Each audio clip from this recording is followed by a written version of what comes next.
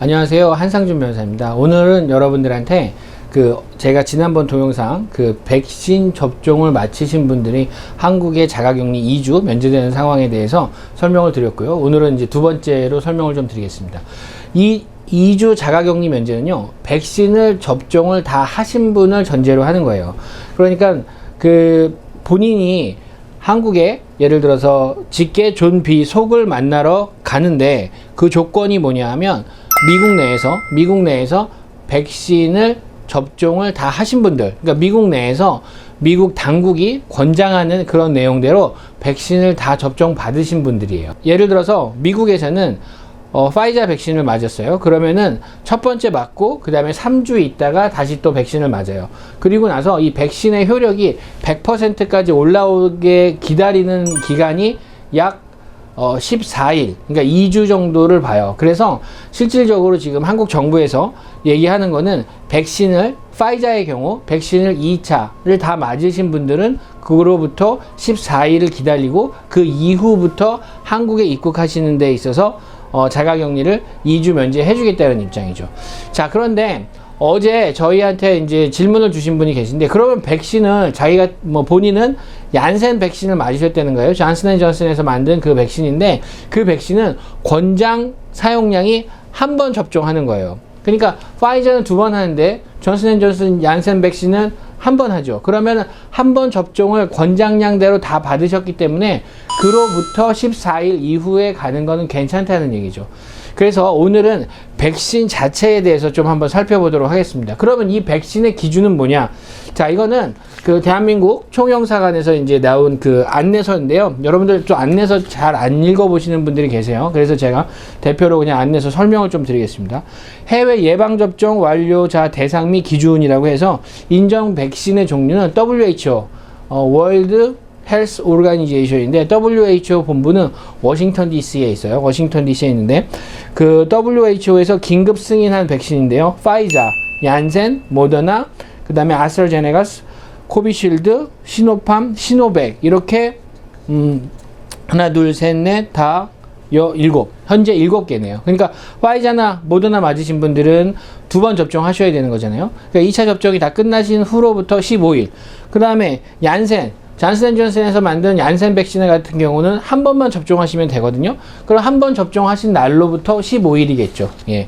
그래서 한 번 접종한 날로부터 2주 그래서 정확하게 여기 안내서에는 뭐라고 나와 있냐면, 해외 예방 접종 완료자의 정의 해서 해외 예방 접종 완료자의 격리 면제 기준은 동일 국가에서 백신별 권장 횟수를 모두 접종하고 2주 경과 뒤 입국한 자로 한정한다.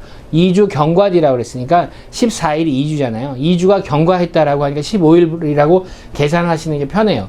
자, 그러면 저 14일날 가면 어떡하나요? 비행기 타고 가는 시간 동안에 차이가 있을 수 있는데 또 어떤가요?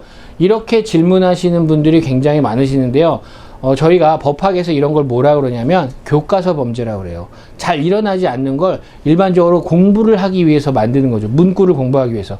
여기 읽어보면 2주 경과 뒤라고 돼 있어요.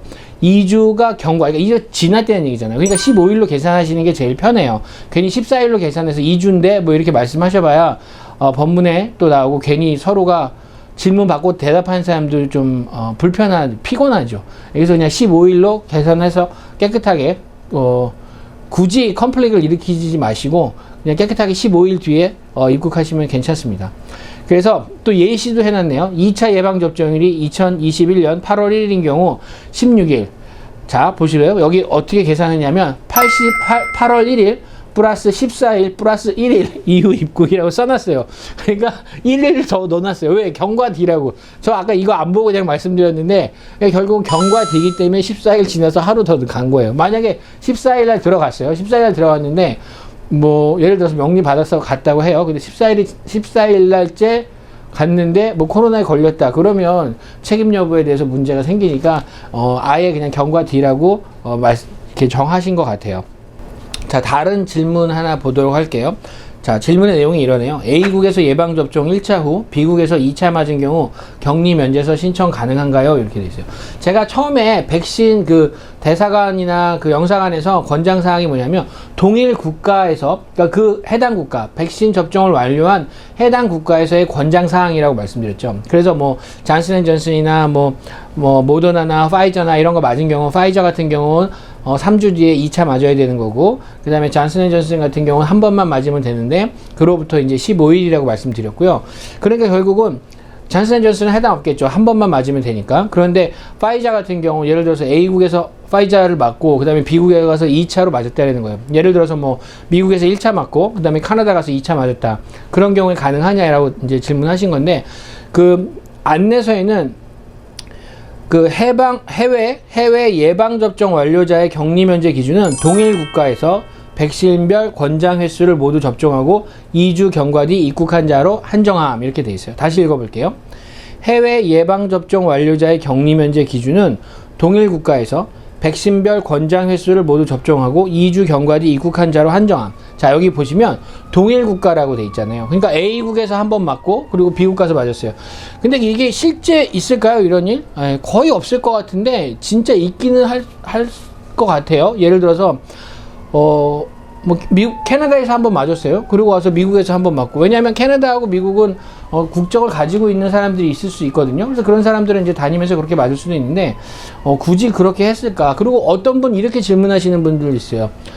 파이저를 한 번 맞았는데 그리고 2차는 모더나를 맞았어요. 그런 경우도 가능할까? 근데 지금 이런 부분에 대해서는 그냥 무난하게 여러분들 뭐 이렇게 자꾸 나눠서 생각하지 마시고요. 뭐 파이저 맞으신 분은 파이저, 그냥 미국에서 파이저 맞으신 분은 미국에서 파이저 2차 맞는 걸로, 괜히 어디 다른 데 가가지고 맞으셔서 좀 이런 부분에서 문제가 생기는 거에 대해서 질문을 하시면 저희도 사실은 답변이 없어요. 그러니까 제가 여기 나와 있는 대로 여러분들한테 설명드리니까요. 그러니까 미국 내에서 완전히 1차, 2차 다 접종하신 거, 그런 경우도 가능하고요. 자, 그 다음에 또 다른 질문이 하나 있는데요. 2회 접종 필요 백신의 1차 접종만 받은 사람에게도 적용되나요? 이렇게 이제 질문을 하시네요. 근데 당연히 안 되죠. 예, 당연히 안 되는 거예요. 왜냐하면 해외에서 백신을 접종하신 분들은 해당 국가의 권장사항에 맞게 접종을 하신 분을 전제로 하거든요. 그러면 미국에서 파이저 같은 경우는 2번 맞아라 라고 했으면 1차 맞고 그리고 2차 맞고 그리고 거기서부터 15일 경과된 거, 그렇게 확실하게 하셔야 되는 거예요. 중간에 난 1차만 맞았으니까 뭐 70% 정도 내 그 면역력이 올라갔을 거다. 그러니까 나는 격리면제 신청하겠다. 그거는 이제 실질적으로 한국 정부에서 정한 법규에 해당되지 않기 때문에 발급이 되지 않을 것으로 저는 생각합니다. 자, 오늘은 여러분들한테 자가격리 면제 백신을 완료하고 나서, 그러니까 백신 접종을 완료하고 나서 자가격리 면제에 해당하시는 분들에 대해서 그럼 과연 어떤 백신이 해당되는지, 그리고 백신을 어떻게 접종해야 되는지에 대해서 설명드렸습니다. 자, 다음번 영상에서는 또 다른 내용을 가지고 한번 설명드리도록 하겠습니다. 오늘 여기까지 하겠습니다. 감사합니다.